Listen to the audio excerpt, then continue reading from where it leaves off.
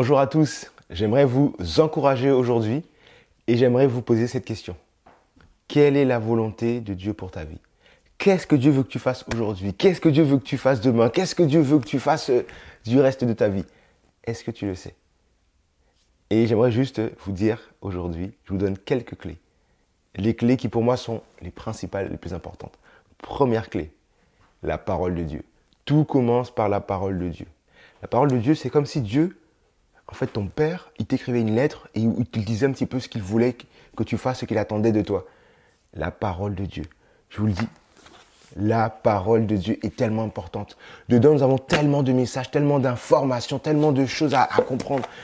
Tu veux savoir ce qu'il faut faire, ce qu'il ne faut pas faire, ce qui est bien, ce qui n'est pas bien, ce qui te mènera à de bonnes choses, à de moins bonnes choses. Lis la parole de Dieu. À travers différentes histoires, différents épisodes, tu peux voir tout cela. Par exemple, quand on regarde le peuple d'Israël, ils auraient pu arriver à la terre promise en 40 jours, pourtant ils ont mis 40 ans. Qu'est-ce qu'il y a qu'ils n'ont pas bien fait? Qu'est-ce qu'il y a qu'ils ont bien fait? Quelles sont les clés? Il y a tellement d'histoires dans la Bible. L'histoire de Jésus qui nous explique ce qu'il a fait, quelle attitude il a eu, quelle attitude il n'a pas eu, les gens qui ont bien fait, les gens qui ont mal fait. Dans la parole de Dieu, nous avons tellement d'informations. Et si l'on veut savoir qu'est-ce que Dieu veut pour notre vie, ça commence par la lecture de la parole de Dieu. En analysant les différentes histoires de l'Ancien Testament, du Nouveau Testament, en étant également encouragé au travers des proverbes, des psaumes, on a de tout. La parole de Dieu. J'insiste parce que c'est tellement important, c'est la base. La Bible nous dit, la foi vient de ce que l'on entend, ce que l'on entend vient de la parole de Dieu. On ne peut rien rajouter à cela, c'est tellement complet. Deuxième point, la prière. Oui, en effet, passer du temps dans la prière nous permet d'être fortifiés, d'être encouragés, d'être exhortés. Pourquoi? Parce que la prière, en fait, on pense souvent que prier, c'est demander à Dieu. Prier, c'est Seigneur, j'ai besoin, Seigneur, je veux, alors Seigneur, il me faut ci, il me faut ça, je veux ci, je veux ça. Et non, en fait, prier, c'est avoir une relation avec son Père, c'est discuter avec son Père, entretenir un échange avec son Père. Et encore mieux, prier, ça nous fait du bien, ça nous fortifie nous-mêmes.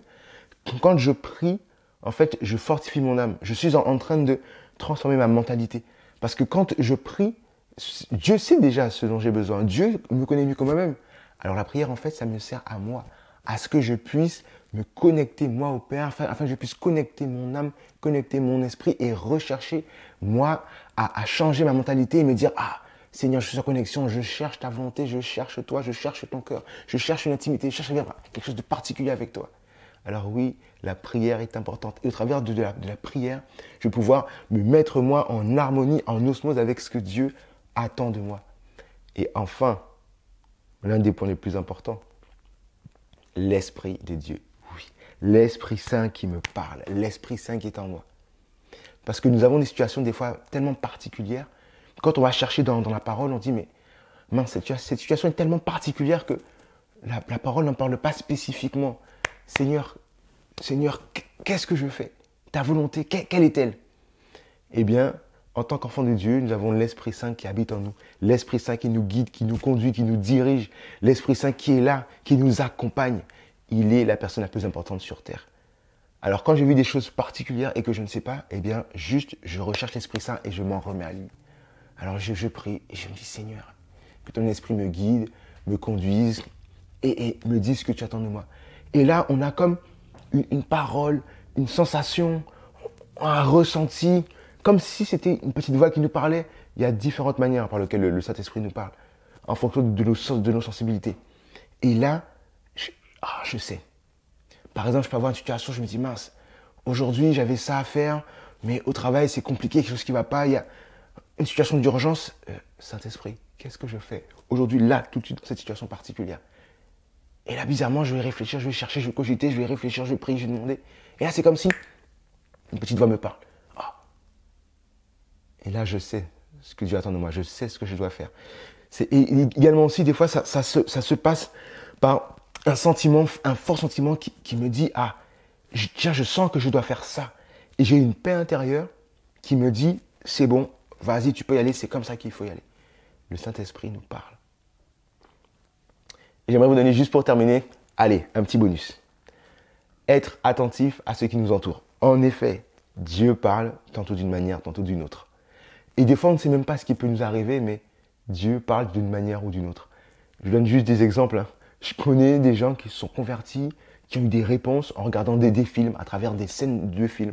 Je connais quelqu'un qui a compris la grandeur de Dieu à travers un papier, un emballage de bonbons. Je connais des gens qui ont compris des choses sur ce que Dieu attendait d'eux en regardant la nature, en regardant comment les animaux se débrouillaient, comment les animaux survivaient, comment la nature fonctionnait. Des fois, on discute avec des non-chrétiens, des fois, ça discute avec des frères et sœurs. Il y a tellement de choses. Alors, soyons juste attentifs. Comment Dieu nous parle.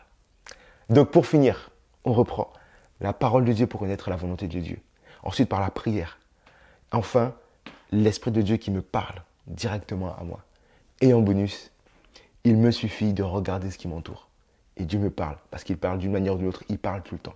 Soyons juste attentifs, soyez vigilants, soyez challengés sur cela. Soyez bénis.